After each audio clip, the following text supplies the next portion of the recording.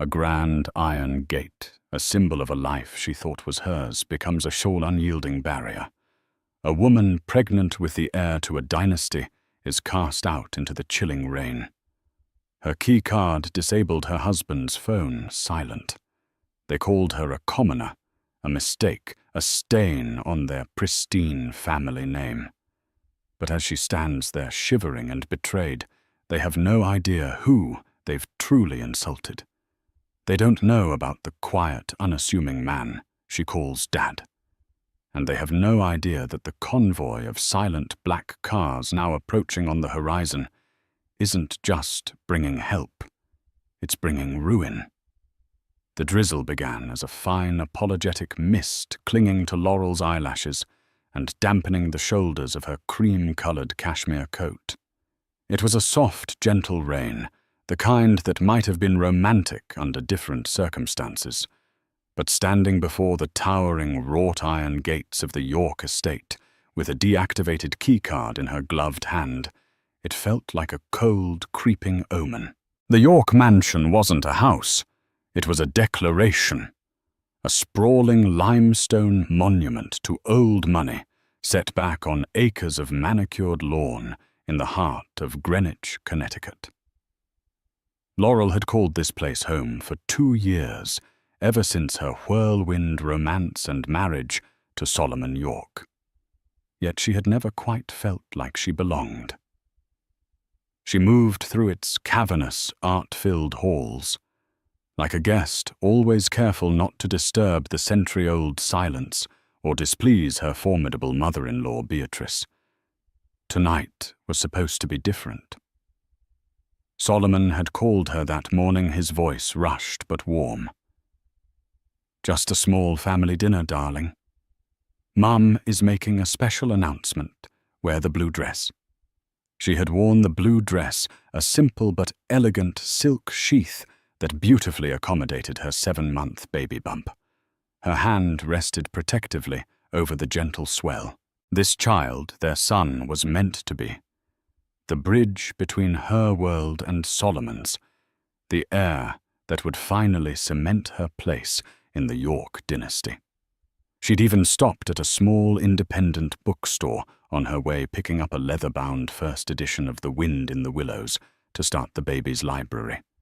The gift, wrapped in simple brown paper and twine, sat on the passenger seat of her modest sedan. But the gates wouldn't open. She pressed the intercom button again. The speaker crackled to life with an impatient sigh. "York Residence Security. How can I help you?" It was Frank, the head of the security detail, a man whose permanent expression was a grimace of disapproval. "Frank, it's Laurel. Laurel York. My card isn't working. Could you please open the gate?" A pause, longer than was necessary. "Mrs. York is not expecting any unscheduled visitors this evening." Laurel's brow furrowed in confusion. "Frank, it's me." "Laurel.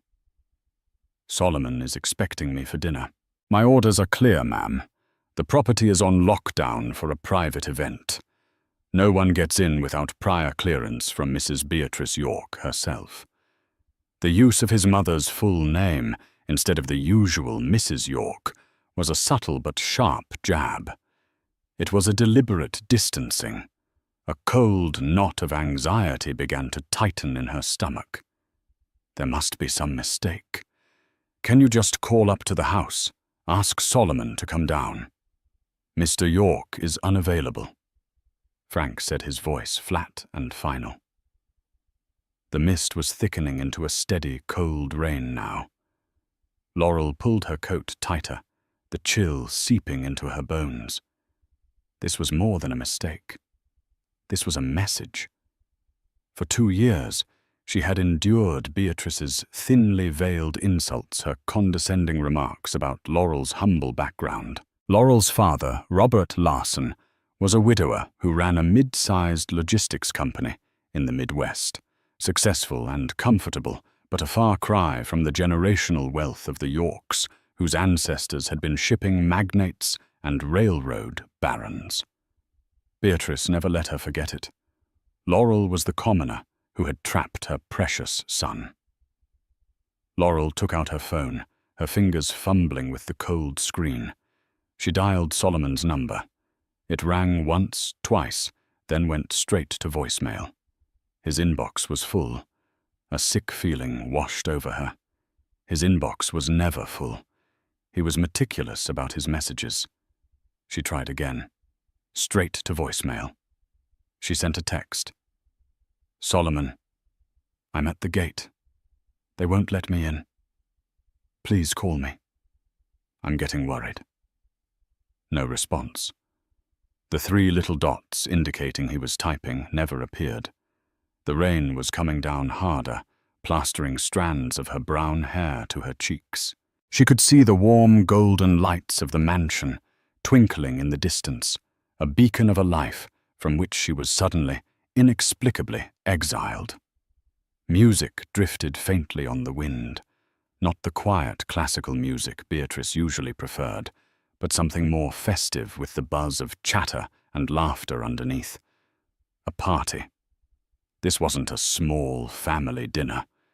Humiliation, sharp and hot, pricked at the back of her eyes. She was 7 months pregnant with his child, standing in the rain outside their home, being stone-walled by the staff. She refused to cry. She was a Larson before she was a York, and her father had taught her that dignity was the one thing no one could take from you without your permission. Taking a deep, steadying breath, she pressed the intercom button one last time. Her voice was level, betraying none of the turmoil raging inside her. Frank, she said, her tone leaving no room for argument. My husband is in that house. I am pregnant with his son. There is a storm rolling in. You are going to open this gate, or I will call the police and report that I am being held against my will from entering my own residence. The choice is yours. There was another long silence. Laurel could almost hear him weighing the inconvenience of a police report against the wrath of Beatrice York. Beatrice, it seemed, won out. My orders stand, ma'am, he said, the false sympathy in his voice more insulting than his previous bluntness. I'm sorry, but there's nothing I can do. The speaker clicked off, severing the connection. Laurel stood alone in the growing dark, the rain now a relentless torrent washing over a dream that was rapidly turning into a nightmare. The lights of the mansion seemed to mock her, so close and yet a world away. For 20 minutes, Laurel waited a lone, drenched statue in the glare of her own headlights. The hope that Solomon would suddenly appear, flustered and apologetic, dwindled with each passing second. The cold had seeped through her coat, her dress, and now seemed to be settling deep within her bones. It wasn't just the rain. It was the icy chill of realization. This wasn't a misunderstanding. This was deliberate. This was an execution. Just as she was about to give up and return to her car, a flicker of movement near the house caught her eye. A golf cart, the kind used to traverse the vast estate grounds, was zipping down the long, winding driveway, its headlights cutting through the sheets of rain. It came to a stop just inside the gate. 2 figures huddled under a large black umbrella held by a chauffeur stepped out. It was Beatrice York, and a younger woman Laurel recognized with a jolt of nausea, Veronica Davenport. Beatrice was exactly as Laurel always pictured her, tall, rail-thin, and immaculately dressed in a Chanel tweed suit that probably cost more than Laurel's car. Her silver hair was coiffed into a perfect, immovable helmet. Beside her, Veronica Davenport smirked, her perfectly glossed lips curled in a triumphant sneer. Veronica was everything Laurel was not, the daughter of a rival old money family, armed with a vicious wit and an Ivy League degree in being effortlessly cruel. She had always looked at Laurel as if she were something unpleasant she'd stepped in. They didn't approach the gate. They stood about 10 feet back, protected from the rain, forcing Laurel to look at them through the cold iron bars as if she were a prisoner. "Well, well," Beatrice began, her voice carrying easily over the downpour, dripping with condescending pity. "Look what the storm washed in. I thought the help had made it clear." "You are not welcome here, Laurel." Laurel's heart hammered against her ribs. She kept her chin high. "Where is Solomon? I want to speak to my husband." Veronica let out a short, ugly laugh. "Husband? Oh, you poor dear. You still don't get it, do you?" Beatrice's smile was a thin, bloodless slash. "Solomon has finally come to his senses. He's realized the catastrophic mistake he made in marrying so far beneath his station. We are merely correcting his error." The world seemed to tilt on its axis. Laurel clutched the iron bars for support, the cold metal biting into her skin. "What are you talking about?" "We're having a baby." "You are having a baby," Beatrice corrected her sharply. "A child that will have no claim to the York name or the York fortune." "That thing you're carrying is a dead end. A branch on the family tree we are pruning this very evening."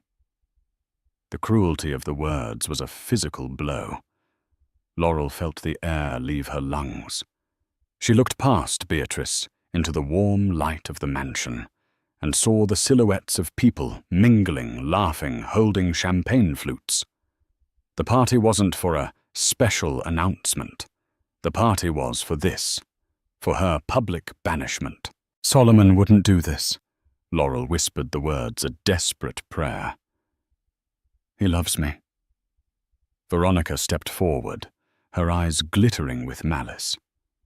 Did he love the idea of slumming it for a while, a little novelty project? It was cute for a time, but he's back where he belongs now, with his own kind. She gestured from herself to the mansion. "Inside our families are celebrating his engagement. To me." The confession hung in the air, more brutal than any physical assault. Engaged, while his pregnant wife stood locked out in the rain. The entire narrative of her life, the love story she believed she was living, crumbled into dust. The shared laughter, the whispered promises, the tender moments discussing their unborn son. Had it all been a lie? A performance? "I don't believe you," Laurel said, her voice trembling but gaining a sliver of strength from the sheer shock. "Let me talk to him. If Solomon wants me gone, he can have the decency to tell me to my face." Beatrice sighed dramatically as if dealing with a tiresome toddler. "He has nothing to say to you. His lawyers will be in touch, of course. They'll be quite generous, I imagine. A check to make the problem. And the baby. Go away quietly. That's all you ever really wanted, wasn't it?" Tears finally welled in Laurel's eyes, hot and angry. Not tears of sadness, but of pure, unadulterated rage at the injustice. They were trying to buy her off, to erase her and her child, as if they were a simple accounting error. "I never wanted your money." She spat the words, tasting like poison. "I loved him. Love is a luxury for people with no assets, dear," Beatrice said coolly. "Now if you'll excuse us, you're creating a rather dreary scene. Frank," she called over her shoulder, "if she doesn't leave in 5 minutes, have her car towed and call the police for trespassing." With a final dismissive glance, Beatrice and Veronica turned and walked back to the golf cart. The chauffeur held the umbrella over them as they went, leaving Laurel standing alone, exposed to the relentless freezing rain. The iron bars felt like a pull, not keeping her out, but trapping her in this moment of perfect soul-crushing humiliation. Her body trembled uncontrollably, a mixture of cold shock and a grief so profound it felt like a physical tearing within her chest. The dream was dead, and as she looked at the indifferent golden glow of the mansion, she knew she was utterly, terrifyingly alone. The world had narrowed to the sound of the rain drumming on the roof of her car and the frantic, useless beat of her own heart. Laurel sat drenched in the driver's seat, the simple, paper-wrapped book on the passenger side, a brutal testament to her naivety, a library for a son who would be denied his father's name, a home from which she had just been violently ejected. The first wave of shock gave way to a tsunami of pain. Every memory with Solomon was now tainted, replaying in her mind as a cruel pantomime. Had his laughter been forced? Were his kisses a lie? The careful construction of her life had been demolished in a matter of minutes by the woman who now wore the engagement ring that should have been a prelude to their shared future. She felt a desperate, primal urge to do something, to smash her car through the gates, to scream until her lungs gave out. But what would that accomplish? It would only confirm Beatrice's narrative that she was an unhinged, common girl, unworthy of the York name. And beneath the rage and the pain, a deeper, colder fear took root. She was alone, pregnant, and about to be embroiled in a legal battle against a family with limitless resources and no morality. They would crush her. Her gaze fell to her purse, and a memory surfaced. It was from a few months after her wedding. She and her father, Robert, were having their monthly lunch at a simple diner he favored back in Ohio. He was a quiet, unassuming man who had raised her alone after her mother passed away.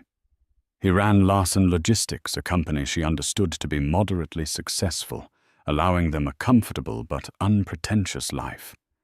He had always seemed wary of the Yorks' ostentatious wealth. Laurel, he had said, stirring his coffee. I don't trust people who need to show you how rich they are. Power is quiet. Wealth is silent. He'd slipped a simple, elegant business card into her hand. It had only a name, Arthur Thompson, and a phone number. This is my executive assistant. If you are ever, and I mean ever, in a situation where you feel unsafe, or you need help and you can't reach me, you call this number. Day or night. Don't hesitate. She had tucked it into a side pocket of her wallet, touched by his fatherly concern, but certain she would never need it. Solomon was her protector now. How laughably wrong she had been. With trembling fingers, she retrieved the card. It felt like a lifeline in an ocean of despair. What could her father's assistant do? Arrange a hotel for the night? Find her a lawyer? It seemed so small in the face of the York Empire, but it was all she had. She dialed the number. It was answered on the first ring. Thompson. The voice was calm, professional, and utterly unruffled. Hello. Mr. Thompson. Laurel's voice cracked. My name is Laurel York. Well, Laurel Larson. You don't know me, but my father, Robert Larson, gave me this number. Of course, Ms. Larson. I know exactly who you are. Your father has instructed me that any call from you is the highest priority. How can I be of service? The term highest priority sounded odd, coming from the assistant of a mid-sized logistics man. But Laurel was too distraught to question it. Tears began to stream down her face again, hot and fast. The whole humiliating story came pouring out. The locked gate, the deactivated card, Beatrice and Veronica, the engagement, the threats.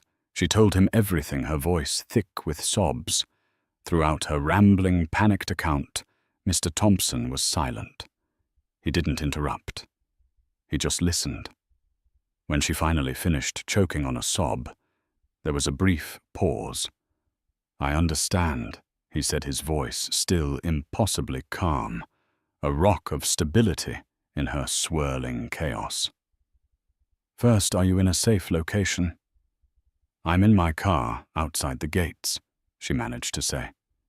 "Do not move from that location. Do you understand? Stay exactly where you are." What are you going to do?" "I am going to make a call to your father. He is currently on a flight over the Pacific, but this warrants waking him. After that, I will dispatch a team to your location. Help is on the way. Ms. Larson." "A team? What kind of team?" "A tow truck. A single lawyer." "How long will it take?" she asked, her mind numb. "I don't know where to go. You will not need to go anywhere. We will handle everything. The lead car should be with you in approximately 15 minutes. Just stay in your vehicle, lock the doors, and wait for our arrival." The line went dead. Laurel stared at her phone, bewildered. The lead car. Dispatch a team. The language was more suited to a military operation than a domestic dispute. Her father ran a logistics company that moved cargo containers and managed supply chains.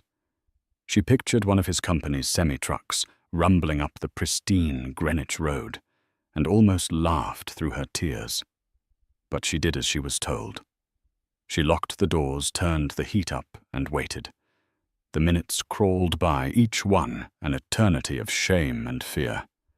The party inside the mansion raged on its distant sounds, a constant reminder of her betrayal. She was just a girl from Ohio, cast aside by a family of titans. What could her father, a good man who ran a decent business, possibly do to change that? She leaned her head against the cold glass of the window, closed her eyes, and prayed for a miracle, having no idea that one was already thundering down the highway toward her. The first sign was a subtle shift in the rhythm of the night, a low, resonant hum that vibrated through the asphalt, felt more than heard. It was a sound entirely alien to the quiet, tree-lined roads of the York's exclusive neighborhood, a sound of immense, controlled power. Laurel sat up, wiping the condensation from her window. Down the road a pair of headlights appeared, then another and another. They weren't the scattered random lights of evening traffic. These were perfectly spaced, moving in unison, a silent, menacing procession. As they drew closer, she saw they were cars. Not just any cars. They were a fleet of identical, gleaming black Rolls-Royce Phantoms, their windows tinted to an impenetrable darkness.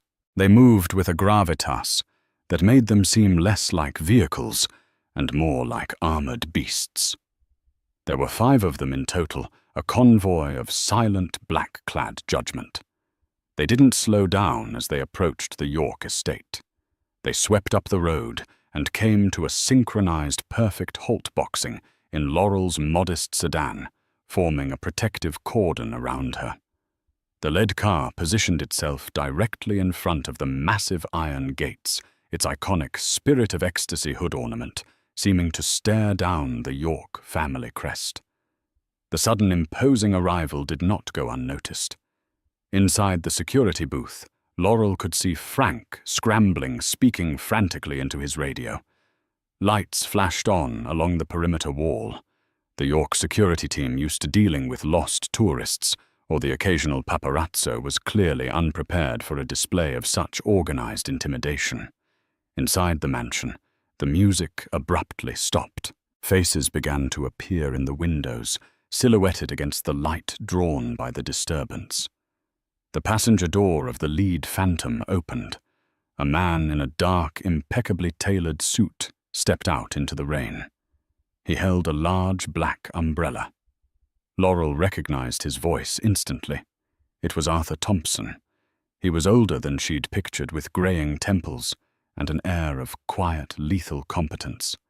He walked not to the gate, not to the security booth, but directly to Laurel's car. He tapped gently on the window. She hesitated for a moment before unlocking the door. He opened it for her, shielding her from the rain with the vast umbrella. "Ms. Larson," he said, his voice as calm as it had been on the phone. "Are you all right?" She could only nod her throat, too tight to speak. He gestured toward the open door of the Rolls-Royce. "Please, we'll get you out of the cold." As Laurel slid into the impossibly soft leather interior of the car, the scent of wealth, real wealth, not the loud perfumed kind the Yorks flaunted, filled her senses. It was the subtle aroma of aged wood, fine leather, and quiet power. Meanwhile, a second man, equally well dressed, had emerged from the driver's side of the lead car and was now approaching the security booth. He didn't shout or make demands. He simply stood there, waiting. The commotion had finally drawn Beatrice out. Flanked by Solomon and Veronica, she stormed out of the front door, her face a mask of indignation. She clearly assumed this was some heavy-handed tactic orchestrated by Laurel. "What is the meaning of this?" She shrieked, her voice sharp enough to cut glass. "You are on private property. I am calling the police. Have this riffraff removed at once." Frank, looking pale and terrified, scurried from his booth to intercept the man from the lead car. "Sir, you'll have to move your vehicles. This is a private residence." The man didn't even look at him. His eyes were fixed on the approaching trio of Beatrice Solomon and Veronica. He simply handed Frank a business card. Frank glanced down at it. The change was instantaneous and absolute. All the color drained from Frank's face. His jaw went slack. His hands began to tremble so violently that he nearly dropped the card. He looked from the small piece of cardstock to the man, then to the silent, imposing fleet of cars, and finally to the back door of the lead Phantom, where Laurel was now safely ensconced. A look of pure, unadulterated terror dawned in his eyes. He spun around and sprinted back to his booth, his professional composure utterly shattered. With fumbling, panicked hands, he slammed a large red button on his console. The magnificent, imposing York gates, which had stood as a cold barrier to Laurel just minutes before, swung open with a silent, deferential grace. They opened completely wider than Laurel had ever seen them open, before an unconditional, desperate welcome. Beatrice stopped dead in her tracks, her mouth agape. "Frank, what are you doing? I gave you an order." But Frank wasn't listening. He was standing beside the now open gate, head bowed, drenched in the rain, looking for all the world like a condemned man awaiting the executioner's axe. The back door of the lead car opened once more. Arthur Thompson stood to the side holding the umbrella. And into the rainy Connecticut night, a man stepped out. He wasn't tall or physically imposing. He wore a simple dark grey suit, no tie. But as he looked toward the mansion, the entire atmosphere on the sprawling lawn shifted, charged with an authority that made the Yorks' generational wealth feel like children's play money. It was her father, Robert Larson, and he did not look pleased. Laurel stared at the man emerging from the car, her mind struggling to reconcile the two images. There was the man she knew, Dad, the quiet, kind widower who wore worn-out sweaters, enjoyed fishing, and ran a respectable logistics company. The man who would drive for hours just to fix a leaky faucet in her college apartment. And then there was the man standing before her, now Robert Larson. He stood in the rain as if it dared not touch him. The quietness she had always known was still there, but now it was not the quiet of simplicity. It was the quiet of absolute, unshakable power. It was the calm at the center of a hurricane. Beatrice Solomon and Veronica were frozen, baffled by this unexpected development. They saw a middle-aged man in a simple suit, They couldn't understand the deference of the staff, the sudden opening of the gates, the fleet of Rolls-Royces. "And who are you supposed to be?" Beatrice scoffed, recovering some of her bravado. Her father, the truck driver. Solomon finally found his voice, stepping forward. His face was a mess of confusion and dawning dread. He looked from Laurel safe inside the Phantom to the unassuming man who was her father. "Mr. Larson." "What is all this, Laurel? What have you done?" "Robert." Larson's gaze flickered to Solomon. It was a brief, dismissive glance, the kind one might give to an insect. His attention was fixed solely on his daughter. Mr. Thompson helped Laurel out of the car, draping a warm, dry cashmere blanket over her shoulders that someone had produced from within the vehicle. Her father walked to her, his eyes softening as he took in her tear-streaked face and shivering frame. "Are you hurt?" he asked, his voice low and steady. "I'm okay, Dad," she whispered, clutching the blanket. I don't understand." "You don't have to," he said gently. "I'll handle it now. Thompson, get her back in the car where it's warm. Give her some water." He turned to face the Yorks. The softness vanished, replaced by a gaze as cold and hard as granite. He didn't raise his voice. He didn't need to. The quiet intensity was far more terrifying. "My name is Robert Larson," he said, his voice cutting through the sound of the rain. "And you have made a grave miscalculation." Veronica laughed, a high, nervous sound. "A miscalculation." "Your daughter tried to trap a York. We simply corrected the error. Now take your little gold digger and your ridiculous rental cars and get off this property before we have you arrested." It was then that Frank, the security guard, finally broke. He scrambled over to Beatrice, his face ashen with terror. "Ma'am," he stammered, holding out the business card with a shaking hand. "Ma'am, you don't understand. Look at the card." Beatrice snatched it from him, annoyed. "What is so important?" She stopped. Her eyes widened. She read the card, then read it again, her perfectly manicured hand starting to tremble. The name was simple, Robert Larson. But underneath, in small, embossed letters, was a title chairman and CEO. And below that, a corporate name that was the stuff of Wall Street legend Larson Global. Not Larson Logistics, the mid-sized company Laurel knew. Larson Global, the largest and most powerful private logistics and capital investment firm in the world. A silent, multi-billion-dollar empire that owned ports, shipping lanes, airlines, and vast swaths of commercial real estate. A company so powerful it moved markets with a single press release. Robert Larson wasn't just a successful businessman. He was a kingmaker, a titan of industry, whose reclusive nature made him all the more mythical. A man who appeared on the cover of Forbes and The Economist, not because he sought publicity, but because his actions shifted the global economy. The color drained from Beatrice's face. The card fluttered from her fingers and landed in a puddle. She stared at Robert Larson, not as her daughter-in-law's folksy father, but as the man who held the fate of entire industries in his hands. Solomon, seeing his mother's reaction, stumbled forward and picked up the wet card. He read it, and a low, guttural sound of pure horror escaped his lips.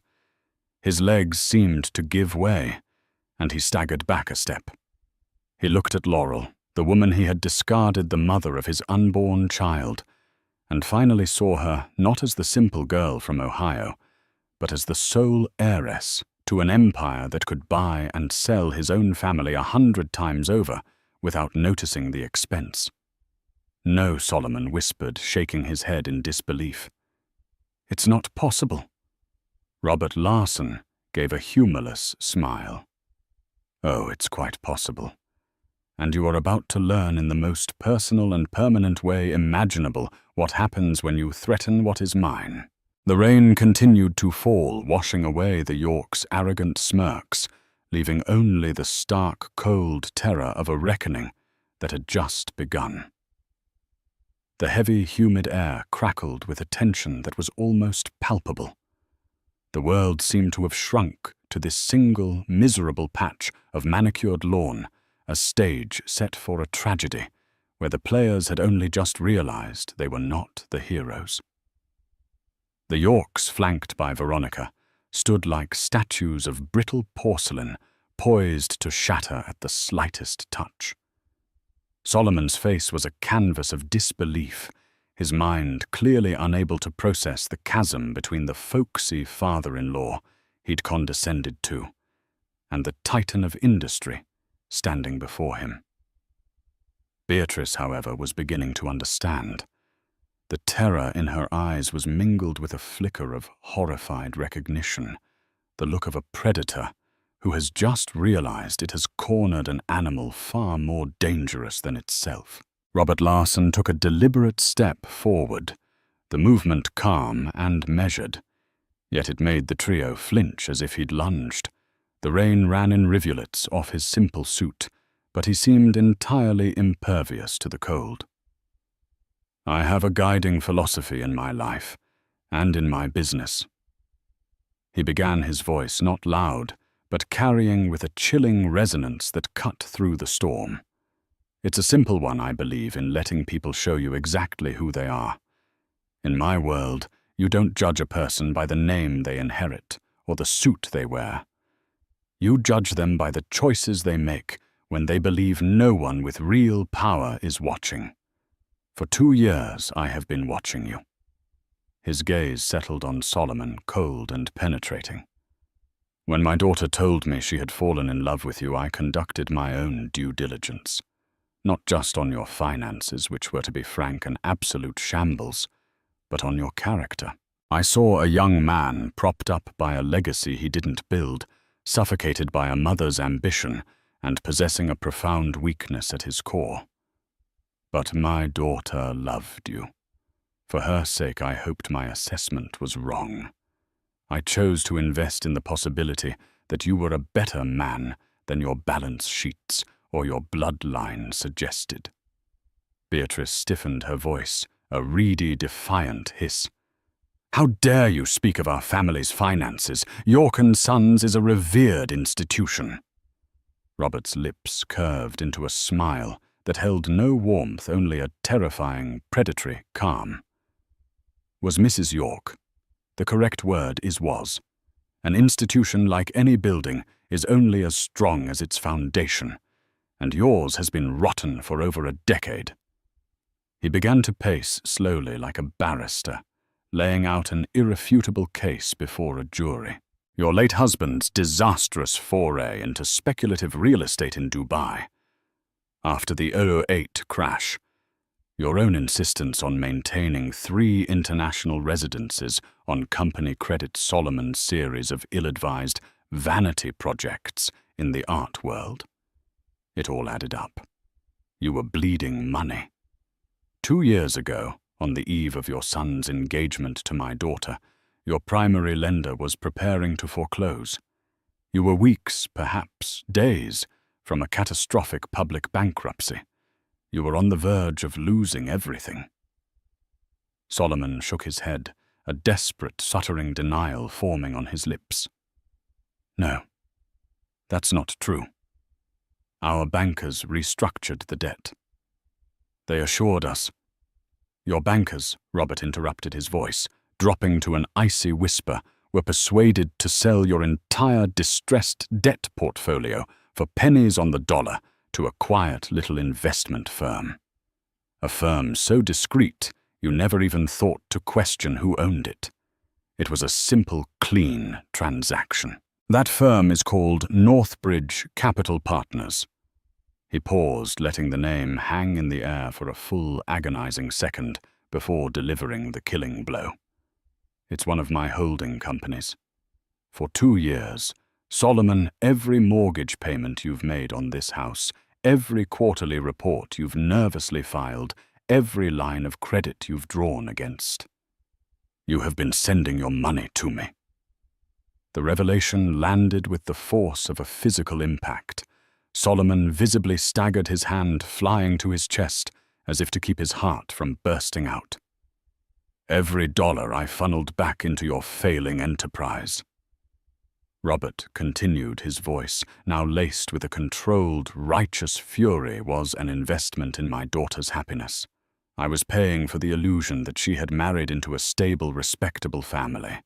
I did it so that she and my unborn grandchild would have a secure home. An illusion that all of you have taken a sledgehammer to tonight." He stopped pacing and turned to face them, his gaze sweeping over each of them, dissecting their pathetic conspiracy. "You, Beatrice," he said, his voice dripping with contempt. "So obsessed with the purity of a name that you would orchestrate the emotional destruction of your own son and grandchild to protect it. You are a venomous creature, consumed by an arrogance so profound. You've mistaken it for strength." He then turned to Solomon. "And you. You are a coward, a weak, pliable boy, playing at being a man, so terrified of your mother's disapproval that you would betray your own wife, your pregnant wife, and disavow your own child. You stood by and watched as they subjected her to this medieval cruelty." Finally, his eyes fell on Veronica, who shrank back under the weight of his stare. "And you? You are simply a scavenger circling what you perceived to be a wounded dynasty, hoping to pick the carcass clean. You are irrelevant." He took a step closer, the full force of his rage now simmering just beneath the surface. "You didn't just lock my daughter out of a house. You tried to invalidate her existence. You put her and her child, my grandchild, at risk in this storm. You declared war on my bloodline. You have made an error in judgment so catastrophic it will be your legacy." Mr. Thompson materialized at his side, handing him a tablet. The screen cast a pale, grim light on Robert's face. "Consider this your final lesson in business," Robert said, his eyes scanning the screen. "It's about consequences. As the sole holder of your debt, I am legally entitled to call in your notes at any time. As of 37 minutes ago, I did precisely that. The default was, of course, instantaneous. As of 20 minutes ago, I initiated the leveraged asset clause in our agreement. My legal team, who are far more ruthless and competent than any lawyer you could ever afford, filed the necessary paperwork electronically. York & Sons, along with all its assets and holdings, has been acquired." He looked up, his eyes finding Solomon's. "And as for your personal finances, you were foolish enough to leverage everything against the loans. This mansion," he said, gesturing around him the fleet of European cars in your 6-car garage, your mother's collection of gaudy jewels, every piece of art you pretend to appreciate as of this moment. It is all the property of Northbridge Capital. It all belongs to me." A strangled, inhuman sound escaped Beatrice's throat. "You can't." "I can," Robert stated, his voice flat and absolute. "And I have. My media contacts have already been briefed. The morning news cycle won't report a hostile takeover. It will report the spectacular financial collapse of the York family due to decades of gross mismanagement. The name you fought so viciously to protect will be a synonym for failure and disgrace by sunrise." It was then that Solomon finally broke. The carefully constructed facade of the York heir shattered, and he ran forward, slipping in the wet grass. His face a grotesque mask of terror and desperation. "Wait. Please, Mr. Larson. Please, it was a mistake, a terrible mistake," he sobbed, his voice cracking. It was my mother. And Veronica. They pressured me. They poisoned my mind. Laurel! He screamed, his eyes wild, as he looked toward the car. Laurel, darling, I love you. I've always loved you. I was a fool, an idiot. Please don't let him do this to us. Tell him to stop. Laurel, watching from the warmth of the car, simply stared at him. There was no anger, no hatred, no pity. There was nothing. He was a stranger, and his pathetic groveling was nothing more than the meaningless noise of a dying animal. Robert Larson watched Solomon's humiliating display with utter revulsion. He paused with his hand on the car door and looked back at the broken man one last time. Love, he said the word, an insult on his tongue. You have no concept of the meaning of that word. You threw away the only thing of genuine value you ever had in your life for the approval of a bitter old woman and a fleeting social victory. My staff will be here at 8 o'clock tomorrow morning to begin a full inventory. You will be allowed to leave with your personal effects under supervision. He then added his voice, dropping to a final deadly whisper. You will not attempt to contact my daughter again. You will not ask about your son. A restraining order is being filed as we speak. You are a ghost to us now. Remember that. With that, he opened the door and slid into the car beside Laurel. Mr. Thompson followed, closing the door with a quiet, decisive thud that echoed like a gavel signaling the end of the York dynasty. The interior of the Rolls-Royce was a sanctuary of profound silence. The thick armored glass muted the storm to a whisper, transforming the torrential downpour into a serene, painterly wash of water against the windows. The world outside, a chaotic symphony of rain, flashing lights and shattered lives, was rendered a silent film.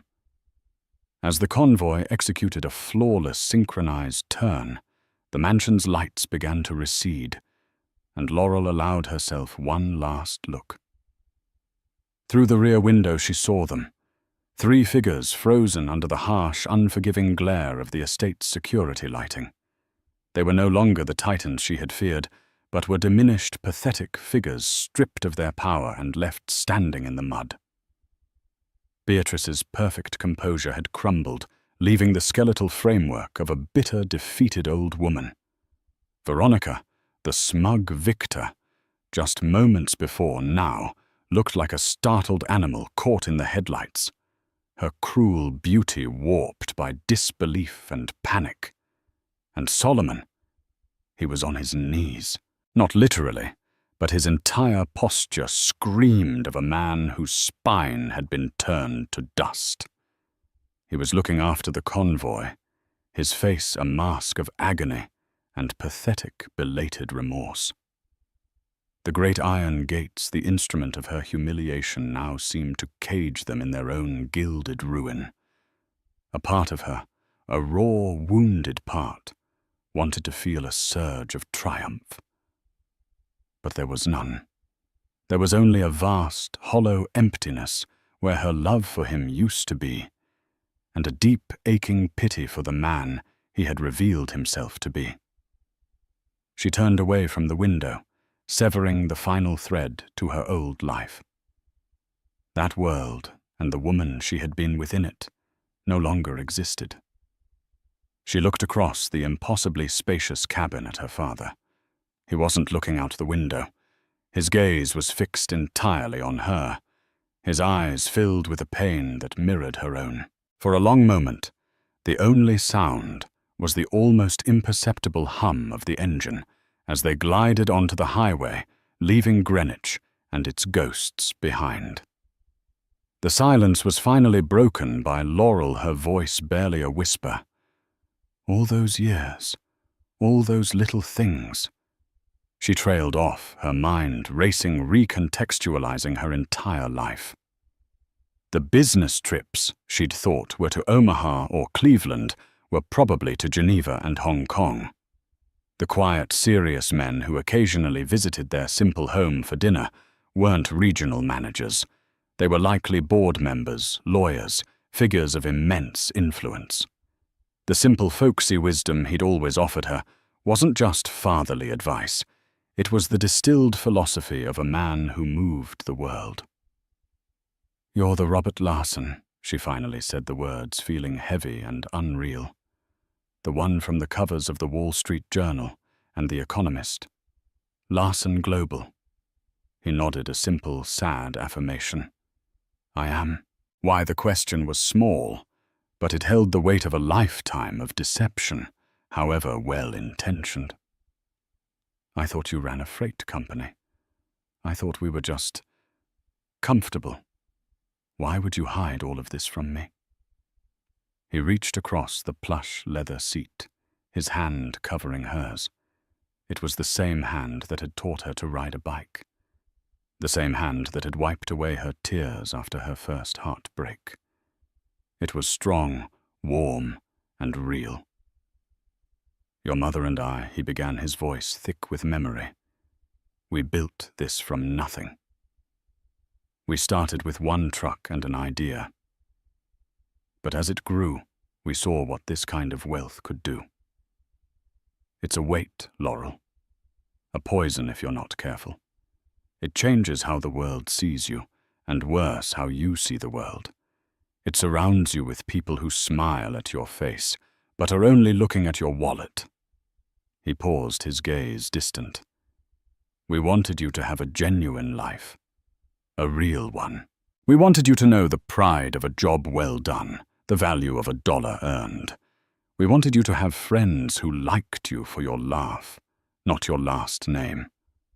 Above all, we wanted you to find a partner who would love Laurel Larson, the funny, brilliant, kind-hearted girl from Ohio, and not the heiress to an empire."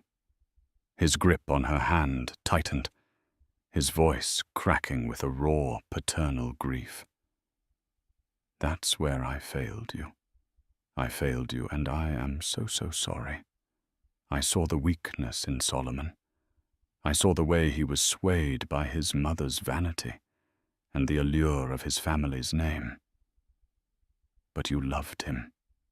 And I wanted to believe that your love, which is the most pure and powerful thing I know, would be enough to make him the man you deserved. I chose to trust your heart over my own head.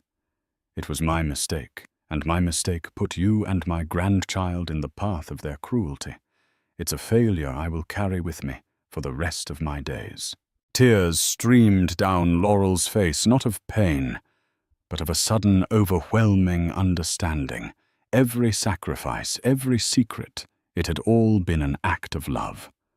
An attempt to build a protective wall around her childhood, to give her a gift she couldn't appreciate until it was gone normalcy. "No, Dad," she whispered, her voice choked with emotion. "It's not your fault. You taught me to be trusting, to see the good in people. I was the one who was blind to the truth." "You weren't blind," he corrected her gently but firmly. "You were in love. There is no shame in giving your heart to someone. The shame belongs entirely to him for proving himself unworthy of keeping it." As the city lights began to streak past the windows, a quiet chime sounded. Mr. Thompson, who had been a silent, stoic presence in the front passenger seat, spoke without turning. "Sir, the royal suite at the Mandarin. Oriental is secure and has been swept. Dr. Matthews is on standby to meet you there for a full wellness check for Ms. Larson and the baby." The words "royal suite secure" swept belonged to a language she didn't yet speak. It was the lexicon of power of a life where logistics were handled by teams of silent professionals, and safety was a paramount managed commodity. It was dizzying. Just an hour ago, she was a discarded wife begging to be let into her own home. Now a world of unimaginable resources was being marshaled for her well-being. Her father saw the bewildered look on her face. "It's a lot to take in." "I know," he said softly. "We'll go slow. But from this moment forward, you will never have to worry about your safety or your security again. Tomorrow we'll contact the best divorce attorneys in the country. We will dissolve this marriage so completely it will be as if it never existed, and your son," he said, his hand moving from hers to rest gently on her stomach, "will bear the Larson name. He will be my grandson, and the world will know him as such." The Yorks wanted to erase him. Instead, they have guaranteed him a legacy beyond their wildest dreams. Laurel felt a gentle flutter inside her, a tiny kick, as if her son was affirming his grandfather's vow. A new strength, fierce and unfamiliar, began to kindle within her. The heartbreak was still there, a raw and tender wound, but it was no longer the all-consuming agony it had been at the gate. It was now just one part of a much larger story. Her story. She leaned her head against her father's shoulder, the exhaustion of the night finally settling in. She was no longer drifting in the storm. She was in the eye of the hurricane, protected and safe. The life she had known was over, but as she watched the lights of a new city blur into a brilliant, hopeful future, she knew with absolute certainty that her real life was just beginning.